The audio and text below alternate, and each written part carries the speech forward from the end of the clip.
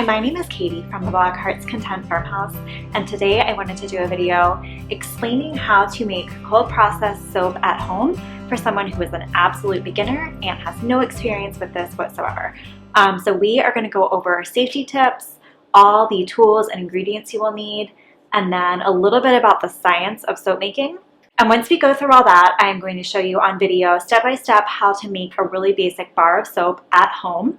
And if you ever want to see the recipe or get links to the ingredients and tools that I use, just look down at the description box and I'll have everything linked for you there and put the recipe there as well. So the first thing you need to know about cold process soap is that soap is the byproduct of a chemical reaction between two things: lye, which is sodium hydroxide, and oil.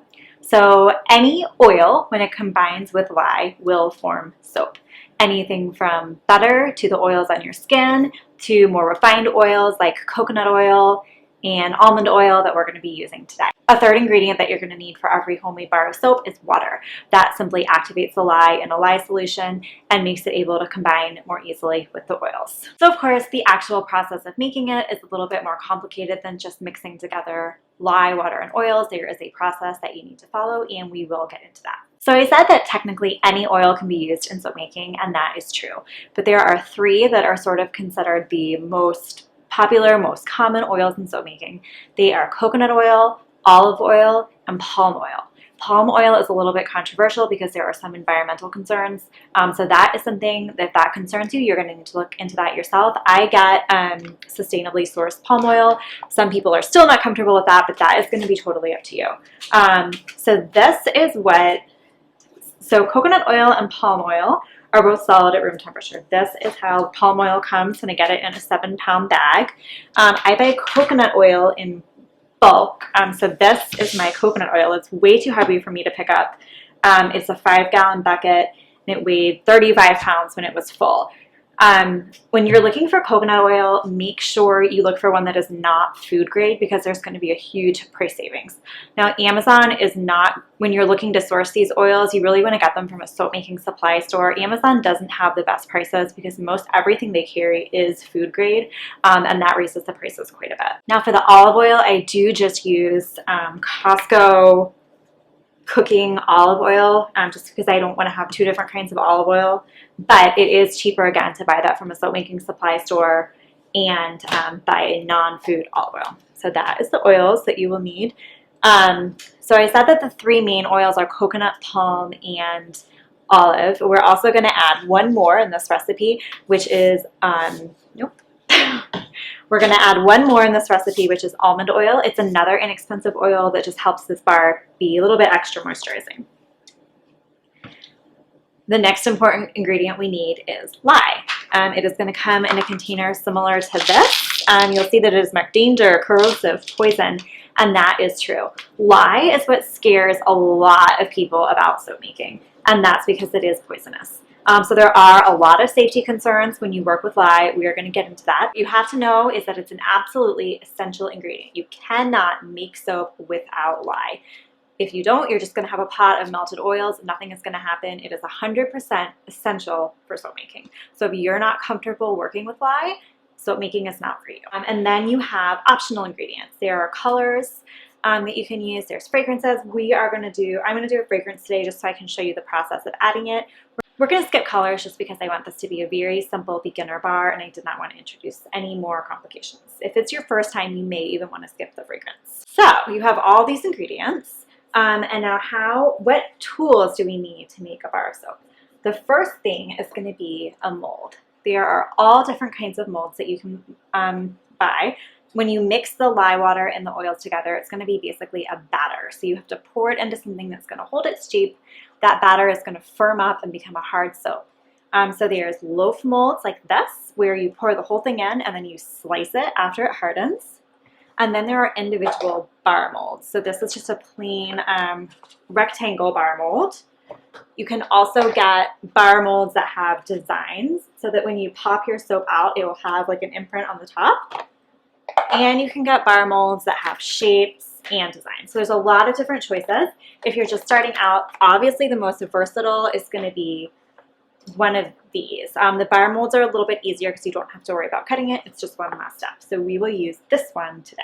You also are going to need a stick blender. So to combine the lye water and the melted oils, you can try to mix it by hand. Sometimes it will work, but a lot of times they won't be adequately blended. So you're going to want a stick blender like this. They are very inexpensive, available on Amazon. I'll link the one that I use. It's not expensive and it works just fine. The next thing you're going to need is a digital scale. This is another essential ingredient. You're going to want one that measures in ounces because most soap recipes that you find are going to be in ounces. Almost any one that you buy, you're going to be able to toggle between grams, ounces, pounds, things like that. And this is, again, totally essential. You can't measure things by volume. They're not going to be exact enough. Soap making is really like science. So everything has to be precise, and a scale will help that. Will help you do that. Okay, so you know that you need oils, you need water, you need lye, you need all these tools. How do we put all of this together in a recipe that makes sense to us? Well, there are a couple ways to do this. You can just follow a recipe exactly, and that will work fine. Or you can create your own. If you want to create your own soap formula, what you need to know is that every oil that you use brings a different property to the finished bar of soap. So this is something, I actually have a free ebook you can download about this where I go into the different properties of different oils. But just as a basic for right now, coconut oil is very cleansing, but it's also a little bit drying. Palm oil helps create good lather and helps harden the bar. Olive oil is very moisturizing, but it can lead to a softer bar. So all three of these, that's why these are considered the three main oils because they balance each other so well. And then we're going to do just a little bit of this almond oil just for like a little bit of extra moisture. So that is like a very basic way to calculate a soap recipe. You want to think about what property each oil has and how do I balance out its negative aspects with another oil.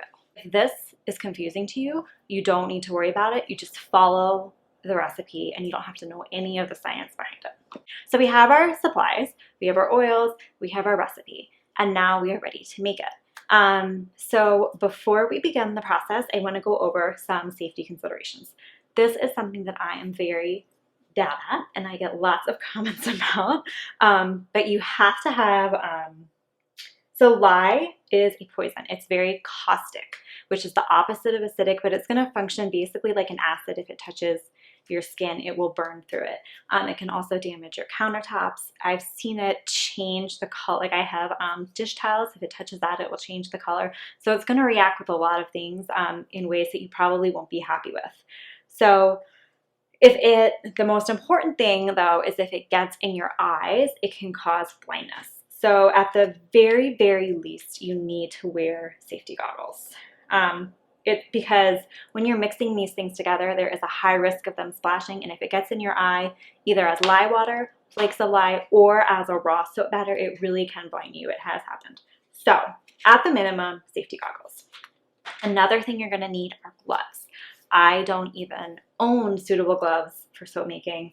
And to be perfectly honest, I have gotten raw soap batter on my hand and it does sting and it itches for a while and then it dries your skin out, but it didn't kill me or anything. But obviously I would not recommend soaping without gloves. You should still have them. You're also going to want long sleeves. And when you mix the lye with the water, it's going to give off fumes. So you should technically wear a mask or do this outside. Or at least by an open window. If you have something like asthma, I would really talk to your doctor and see if it's even something safe for you because the fumes are very, very strong.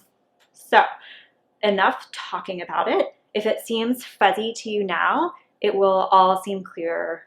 Nothing teaches like an example. So let's go ahead and get started and hopefully it will all seem very simple to you once you see the process. So we want to start by measuring out our lye and our water. We are going to measure them out separately.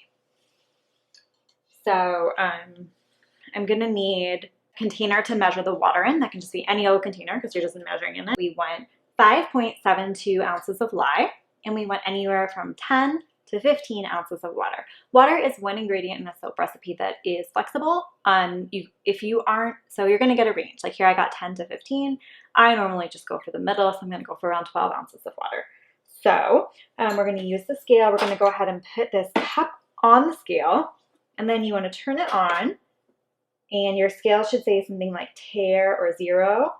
You hit that, and it will bring it to 0. So it's basically saying it's negating the weight of this cup, and then we can measure out the lie. We set that aside.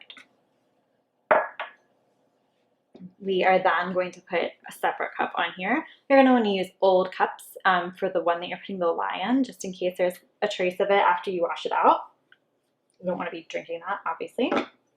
So we put the cup on the scale, 0 it out by hitting tare, and then we measure the lie. So 5.72 ounces. Again, there might be like dust particles when you shake it out. Be really careful not to let those touch you or to breathe on them. But there's no need to freak out. You're going to be okay. Just don't breathe out. Okay. So these two are measured. And now in order to combine them, we add the lye to the water, never the other way around. The way that I remember this is the saying, snow floats on the lake. That's just a good little reminder. So you pour the lye into the water, you stir it up. It's going to shoot way up in temperature. And now we set this aside to cool. So this has to cool out of the way. If you just leave this as a glass sitting on the counter somewhere and someone comes along and drinks it, it could be fatal. If someone splashes it, it's going to ruin your counters, and it will ruin your floors and burn the skin of whoever touches it. And if a child does it, pulls it on top of themselves, it could blind them. So that sounds scary. I don't want you to be scared. I just want you to take it seriously. Put it up out of the way, like in a windowsill with the window open, outside where you know someone will touch it. Just be aware and respect this stage of the process because it can be dangerous. So while that is cooling, we are now going to measure out our oils. Technically, you should measure these out in separate containers and then combine them.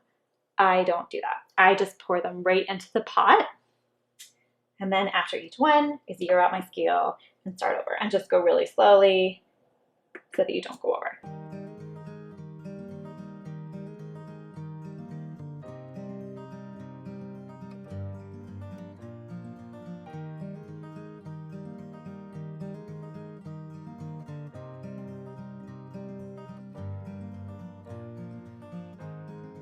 Then we melt the oils. So remember, the lye water is shooting up in temperature all on its own as a result of a chemical reaction. The oils we have to heat up. So just on the stove, on low, you want them to be about 140 to 160 degrees and fully melted. Just stir them. And then once they're melted and they've heated up, turn off the stove, remove them from the heat, let them cool. The cooling process for this takes about 2 hours. So once that's done, we will come back and we will combine them into soup. 2 hours later, you are going to have your pan of cooled melted oils. You're going to have your cup of cooled lye water. You want, ideally, their temperature should be very, very close together. The range you're looking for is around 100 to 120 degrees. Anything hotter than that, they're going to react a little bit too much. 110 is ideal. So you pour your cup of lye water into the pot of oils. And like I said, you are going to need a stick blender to blend these two things. Now, what we are looking for when we blend them is something called trace. This is a really important term in soap making. When you first start blending, you'll see that it's just pools of oil. And as you keep blending, those little spots of oil are going to disappear, and it's going to turn into more of a batter. That's good, but what we're really looking for, like I said, is called trace, and that is when the batter thickens slightly and it no longer looks like just a pure liquid. And the way to test that is to lift up your stick blender, kind of like drizzle it on top of the batter, and you're looking for trails that rest on top of this soap batter instead of just sinking right in. Once you've reached that, you know that it has been blended enough and you can set your stick blender aside. At that stage, you are going to go ahead and add the fragrance. So each fragrance is going to have a recommendation for how many tablespoons of fragrance you add per pound of oils. But this is really going to be a range, and a lot of it is personal preference. So this is a little bit over a 3-pound recipe, and I'm going to go ahead and add 3 tablespoons of this fragrance. I'm going to do 1 tablespoon per pound. And once trace has been reached and you add the fragrance, you want to just stir that by hand. You don't want to turn the stick blender on, but you can still use it just to mix the fragrance in. So once you start combining these things, the reaction is beginning and it's starting to turn into soap. So you have to move fast. You can't like set it aside, go get a snack, and then start pouring it into the mold, because it will all set up and turn into a giant bar of soap inside the pot. So you have to be ready to go right away. So you just pour everything into the mold. Smooth out the top with your spatula.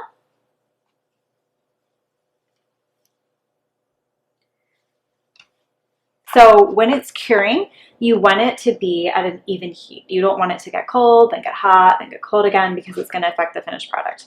So what I like to do is wrap this up in old blankets, because it's going to give off heat as it cures. And the blankets just help it keep its own heat so that it all cures at one even temperature. 24 hours after you pour it, it's going to be ready to unmold. At this stage, it can still really dry your skin out. If it's not totally finished curing, it can still have some of that like raw soap burning aspect.